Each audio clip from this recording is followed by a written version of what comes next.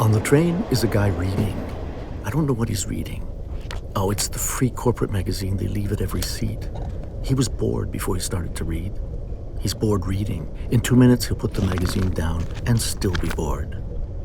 He's not bored. He's playing on his smartphone. Oh, looks like a dumb game where you line up zombie heads and underpants. The game designer dreamed up a prototype with squares and circles and only got 200 downloads.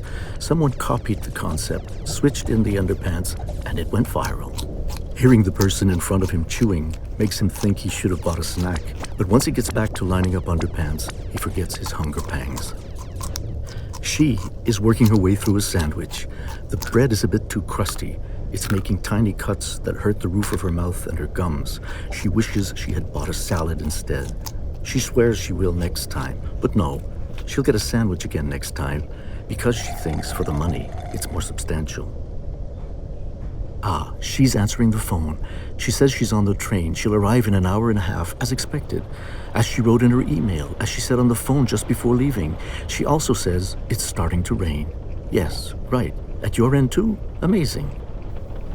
And this guy, he's so pissed off at being in the woman's head and getting a live weather report, he barks at her to take her damn phone somewhere else if she can't stop talking. But if it had been a big bruiser, it's doubtful he'd have done what he did. He's watching a video. It looks like episode 7 of season 5 of a sitcom.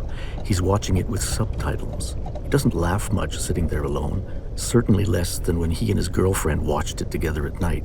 Well, his girlfriend, his ex-girlfriend. She is the reason he's on the train watching the series all by himself. He's not sure what's worse, watching the series alone or not being with his girlfriend. She is in the washroom. She placed layers of toilet paper on the seat and she checks to make sure there's enough left to wipe herself. Her phone rings in her jacket pocket, but it's not very important. Most phone calls aren't important. Fewer than one call in a billion will prevent someone from getting hurt. However, one call in a million causes an accident, either minor or major. She is sleeping as best she can, curled up on her seat. She'd like to strangle the conductor who keeps announcing the next stop, warning everyone to take all their personal belongings, listing all the connecting trains and wishing everybody a good day. What a jackass. Would he just shut up, she thinks, in the fog of her brain after a long night of boozing. He is the conductor. He looks at Christopher, the guy lining up the underpants, and he wonders what his life is like. He also looks at Gordon, the guy playing the volume police in the train. The conductor wonders if he'd rather be Christopher or Gordon. Maybe Christopher. He has a fine head of hair, which means he shouldn't go bald too young.